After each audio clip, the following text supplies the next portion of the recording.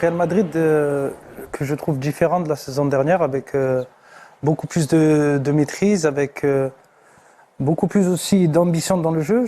La saison dernière, pour moi, ils opéraient plus par coup. C'était une équipe de coups, alors que cette saison, je les trouve avec énormément de maîtrise. Cette victoire est méritée. Il y aura un match, forcément, au retour, parce qu'il n'y a que 2 buts d'avance. Et que ces matchs-là ont toujours... il y a toujours des rebondissements, donc on verra bien. Mais je suis impressionné par le Real Madrid et on se dirige vers un remake de la saison dernière avec un City Madrid. Ça serait pas mal. Il y a moins d'émotions, il y a moins de folie que sur le parcours pour le moment que la saison dernière. On a eu un super Liverpool-Real Madrid lors du 8e de finale aller, mais entre le retour et là le match de ce soir, c'est le petit changement. Là, le Real maîtrise beaucoup mieux les événements sur 90 minutes, en tout cas. Même s'ils avaient maîtrisé parfaitement le match aller contre Chelsea la saison dernière. On va peut-être voir le but qui fait la différence au niveau comptable aujourd'hui, le but d'Asensio. Oui, il y a quand même une part de chance. Madrid est dans une phase positive. Et tout se déroule bien pour cette saison, mais c'est presque, je pense qu'il y a au moins 20 mètres de différence. Enfin, le bloc du Real, il est vraiment beaucoup plus haut que la saison dernière. Ouais, il termine la rencontre, on évoquait les 10 ballons gagnés dans le dernier tiers en première période, il termine la rencontre avec 14 ballons gagnés dans les 30 mètres adverses ce soir, ce qui est un total très élevé. Je ne sais pas si Jonathan Kemsalem peut nous remontrer le but sur corner, là, mais c'est vraiment une combinaison travaillée à l'entraînement, avec ce presque plat du pied d'Asensio, tranquille. D'Ancelotti, ce sont des phases qui sont énormément travaillées à l'entraînement. On a vu dans le documentaire avant le match sur Vinicius les phases d'entraînement devant le but pour un garçon qui a besoin dans la finition d'être beaucoup plus précis. Et je pense qu'Ancelotti a cette précision dans les entraînements. Il veut que certains joueurs fassent certaines choses et que son bloc d'équipe joue d'une certaine manière. Et on l'a vu ce soir encore, on parle de cette maîtrise, mais cette maîtrise collective, elle n'arrive pas comme ça. Elle arrive avec des heures et des heures de travail ensemble pour arriver à peaufiner les détails. Ça se joue sur des détails avec des joueurs bien évidemment de grand talent. Par contre, il y a quelque chose qui ne change pas Laure par rapport à la saison dernière, c'est que les joueurs qui sortent du banc sont décisifs. Et d'ailleurs, Asensio, c'est le remplaçant le plus prolifique de l'histoire de la Ligue des Champions. C'est la 9e fois dans sa carrière en Ligue des Champions qu'il marque en sortant du banc. C'était juste un petit truc sur le corner, parce que je trouvais quand même que Chelsea avait mis personne à la récup. J'étais assez étonné du positionnement des joueurs. Ils sont 10 en zone, ou 9, mais c'est vrai qu'en général, il y a quand même toujours un mec qui se positionne ici dans l'arc de cercle. Et en plus, il n'y a qu'un mec qui sort sur le corner joué à 2, et ils font un triangle. Donc oui, c'est mal défendu de la part de Chelsea. Lampard, il vient d'arriver, ils n'ont pas le temps. Non, mais au match retour, les match retour, il faut qu'il bosse un peu la stratégie def. Bon, en tout cas, vous parliez de coordination et de travail à l'entraînement. La coordination bien connue entre Vinicius et Benzema. Elle est instinctive. Une fois de plus, instinctive, mais aussi travaillée. Sur le premier but, le but inscrit à la 21e. Je parle de ce côté instinctif, on sent que les deux... Ils savent déjà à peu près ce qu'ils vont faire, quoi. J'aime bien la façon dont ils se positionnent l'un envers l'autre pour se positionner comme d'habitude avec un passeur.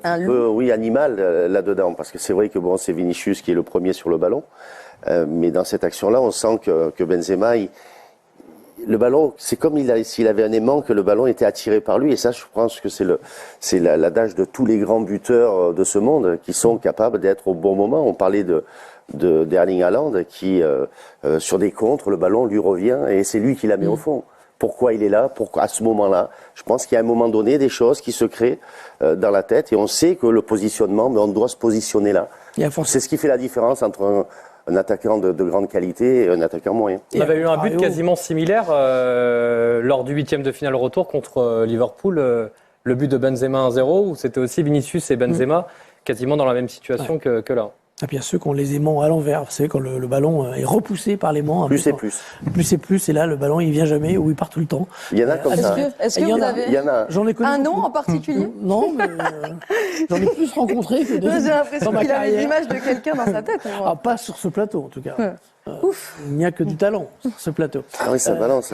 J'ai eu un peu peur, un but de plus pour Benzema. Un but de plus en Ligue des Champions, son 90e, et un but de plus surtout en phase d'élimination directe. Depuis la saison dernière, sur ses 9 derniers matchs à élimination directe, ces matchs couperés, il en est à 14 réalisations.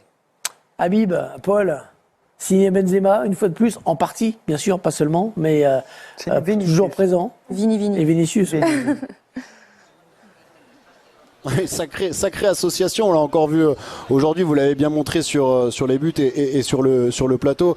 Karim Benzema, il régale cette équipe du Real Madrid. Il respecte toujours le jeu. Il sent toujours le jeu. Et pendant 10 ans, Habib, on a parlé d'un Benzema au service de Ronaldo. Non, il est au service du jeu, Karim Benzema. Oui, on n'a plus de superlatifs sur ses performances, sur ce qu'il apporte au Real Madrid. Il est à la finition de toutes les actions, il est au départ de toutes les actions. Je trouve qu'il est presque le numéro 10 de cette équipe lorsqu'il décroche et qu'il vient un petit peu faire ce losange en milieu et qu'il vient appuyer ces 3 milieux de terrain qui sont très techniques. Et puis il profite aussi de l'apport de joueurs qui courent beaucoup dans la profondeur, Rodrigo et Vinicius. On le voit sur cette caméra isolée. À mon sens, il est au sommet de son art, mais il n'a pas gagné le ballon d'or pour rien. Il est dans une équipe qui joue pour lui, qui a confiance en lui.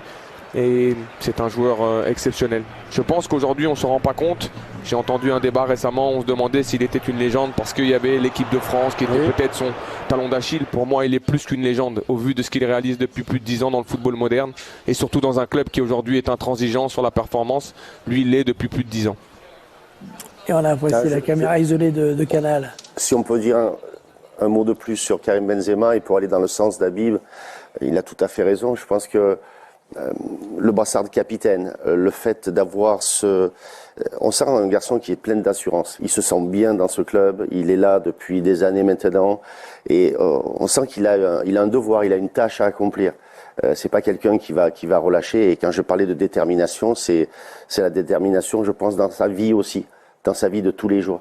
Alors c'est vrai qu'on va parler de Karim Benzema avec les problèmes de l'équipe de France et tout, mais quand on fera le bilan de ce qu'il a réalisé, arriver dans un club comme le Real Madrid et accomplir ce qu'il a accompli depuis qu'il est là-bas, chapeau monsieur, c'est exceptionnel. C'est gigantesque la durée. Surtout au Real, C'est lui qui a ouvert ce débat de dire que c'est pas une légende parce qu'il n'a pas eu forcément le succès escompté en équipe de France, il comprend rien au foot.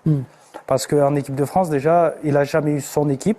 On peut remarquer aussi que même cette année-là, lorsqu'il a gagné le Ballon d'Or, qu'il a été élu meilleur joueur du monde sur la saison, à la Coupe du Monde, c'était pas son équipe. Et ce qu'il est capable de faire au Real de Madrid, même une légende comme Raoul, qui est de ce club depuis le début, il n'a pas eu la longévité que Karim a. Donc, pour moi, c'est un faux débat et c'est une légende de ce sport. Ancelotti qui est avec Laurent Paganelli en direct.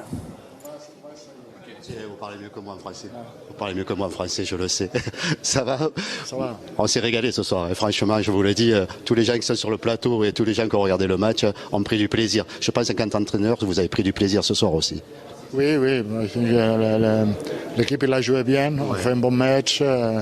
Pas facile parce que il est un quart de finale de la Coupe des Champions. Alors, le match n'est pas facile. On était bien sur le terrain. Le but, pas d'équilibre, mais après l'équipe a joué bien. Si. Ouais, vous avez vite corrigé, j'ai vu que vous avez râlé pendant 5 minutes, les premières minutes, mais vous avez vite rectifié. Je vois qu'il y a une maîtrise collective de la part de votre équipe. Et on a tenu un bon contrôle de le match. Después les premières 10 minutes, on a joué un bon foot, je pense. On a marqué 2 buts. Pour ce soir, c'est suffisant. C'est suffit, vous allez bien dormir.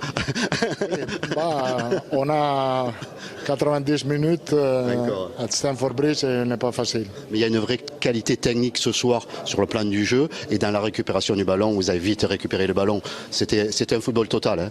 On a fait bien, on a pressé devant et on a fait bien. Non? On a utilisé beaucoup d'énergie. Alors je pense qu'à la fin, on n'a pas trouvé de bonnes solutions quand on était avec un homme de plus. Parce que la pression qu'on a fait tous les matchs était très bonne. Tout le monde me dit sur le plateau que l'équipe de cette année, elle est encore meilleure. Vous l'avez faite encore meilleure que celle de l'année dernière. Je ne sais pas. On a une bonne équipe. Hein. On a une très bonne équipe. Si. Et vous avez un bon entraîneur aussi. Oui, je pense. Merci beaucoup, merci Carlo, merci beaucoup. Le polyglotte Carlo Ancelotti qui répond en français, en espagnol, en italien, en allemand peut-être, en anglais. En anglais aussi. En anglais aussi, là, il était à Chelsea. Il va peut-être se mettre au brésilien, au portugais, puisqu'il est pressenti comme sélectionneur Fort probable. J'ai un doux regret en fait. Que quand j'entends parler cet homme-là, que je sens plein de bon sens, plein de passion et d'amour pour le métier. On le voit venir, David. Oh, le Paris Saint-Germain. Je pense qu'à un moment donné, quand on parle de football, il faut parler de stabilité. Se reposer sur quelqu'un qui est capable de créer une dynamique comme il fait dans les clubs dans lesquels il passe. Je crois que ça a été un gros manque. C'était leur premier choix, oui, parisien. Oui, mais je pense qu'un garçon comme ça, on le laisse travailler. Quand on laisse travailler quelqu'un comme ça, qui a cette passion pour le jeu, il va apporter au club forcément quelque chose de positif. Et on a une image qui est incroyable parce qu'après le premier but, on voit Carlo Ancelotti, je ne sais pas si on peut la revoir, Patrice s'il m'entend, on le voit haranguer le public, ce qu'on voit rarement faire de Carlo Ancelotti. On le voit rarement lever les bras au ciel en disant au public... que le sourcil. Il lève que le sourcil. Mais c'est une image très rare et ça prouve. Voilà, regardez, il suffit de demander Jean-Jacques Amselem, Patrice Pilven, ça prouve que voilà, il y a une communion entre lui, son équipe et le public. Et je pense que. C'est qu'il y a autre chose qui est top qu'on a vu ce soir. Là, on l'a vu encore. Après le match, Lampard, gros Kalinou. Après. Thiago Silva, gros Kalinou. Il embrasse tous les joueurs qu'il a eu, donc à peu près tout le monde. Mais tu sens que les joueurs l'adorent. Les joueurs l'adorent. Je connais beaucoup de joueurs qui ont bossé avec lui. J'ai jamais entendu quelque chose. Embrouille. Quelqu'un qui me dit Carlo Ancelotti, ça s'est mal passé avec lui. Quand vous faites preuve d'humanité, je pense que et d'empathie, forcément la vie vous le rend. Et cet homme-là, il mérite qu'on dise du bien de lui parce que voilà, il fait du bien à notre sport. Voilà. On va dire du bien dernière fois du Real Madrid avant de filer à Milan pour Milan-Naples. Moi je t'ai foutu sur le bien, moi ça tranquille, grosse victoire du Real Madrid, non Benzema marque. Même si vous le marquez, il arrive à se démarquer pour marquer l'histoire du Real Madrid et marquer en Ligue des Champions. Mais il sent le but, c'est comme ça, il sent. Il a un odorat différent. Il y en a, ils ont un odorat, ils sentent les parfums. Lui, il sent le but, c'est comme ça, tu vois. Il peut être chez lui, il sent qu'on joue au foot près de lui. Il sent qu'il y a un but, il le sent. L'instinct du prédateur, là on l'a bien vu. Mais c'est pas un ballon d'or pour rien. Mais quand on dit ballon d'or, ça veut dire quoi? Ça veut dire que tous les ballons mauvais, ils transforment en or, ils les transforment en occasion en or. Là c'est pareil, le ballon qui revient, boum, une occasion en or et il la met au fond. Mais voilà, c'est ça. C'est ça, il ouvre le score pour le Real Madrid de la meilleure des manières contre Chelsea. Ensuite, il y a une grosse occasion pour Chelsea et Thibaut Courtois qui fait un arrêt incroyable. Non, dès que l'année dernière il était chaud, mais cette année il est encore plus chaud. Mais Macron, si t'as besoin de quelqu'un pour arrêter la grève, pour arrêter ces choses-là, arrête de prendre des policiers, prends Courtois, il va les arrêter à ta place, il va les arrêter à ta place. Il arrête tout. Et il y a aussi eu un gros match de Vinicius sur le côté gauche, presque 2 passes D.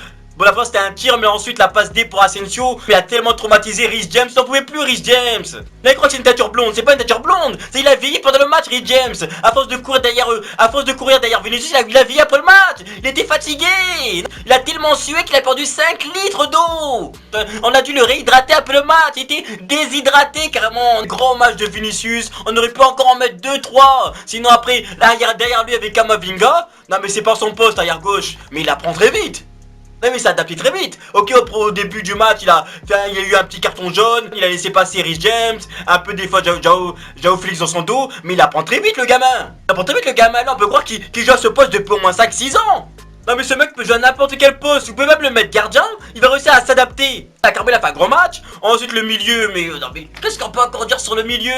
Sur les deux vieux du milieu, qu'est-ce qu'on peut encore dire? Toni Kroos, mais quel match de patron! Non mais là il était énervé Toni Kroos. Deux qualités, non là c'est carrément soldat. Quand on l'a parlé avant le match, il faut conquérir l'Europe, lui il a pris ça dans un autre sens carrément. Non mais là il y avait la fureur dans le match, dès que j'ai vu la coupe très années 45, je me suis dit oh ça va être chaud. Mais même quand il est sorti, il était encore en forme. Frère, il n'aurait pas encore joué pendant 2-3 heures, il était encore en forme, c'est pas normal. Modric qui était là, il a récupéré combien de ballons Modric? Mais il a récupéré plus de ballons qu'il est ramasseur de balles. C'est pas normal à cet âge. Numéro 10 dans le dos parce qu'il a 10 ans de moins. Non mais il a pas 37 ans, c'est impossible. Je vous crois pas. Lui il veut pas partir à la retraite hein. Je vous le dis, il va pas manifester C'est limite les jeunes, les Kovacic et les Fernandez là qui vont manifester pour qu'ils partent à la retraite. Ils en pouvaient plus. Ils pas se reposer, c'est limite les jeunes, les Fernandez, surtout Kovacic, qui voulaient se reposer. Ils en pouvaient plus de courir derrière lui. Le pressing qui venait à chaque fois, ils en avaient marre. Un grand match du Real Madrid, le Real Magique. Vous avez cru quoi que chez nous, au Bernabéu, vous allez réussir à nous prendre? Non mais arrêtez un peu. On dit faut croire en ses rêves. Bah non. Arrêtez parce que quand vous venez au Bernabéu, c'est plus un rêve, c'est un cauchemar qui va vous arriver. Donc arrêtez s'il vous plaît. Direction les demi. Pour moi c'est fait. Il reste le match retour mais Le Real aurait pu en mettre au moins 4 ce match-là, au moins 4. On était tellement au-dessus d'eux.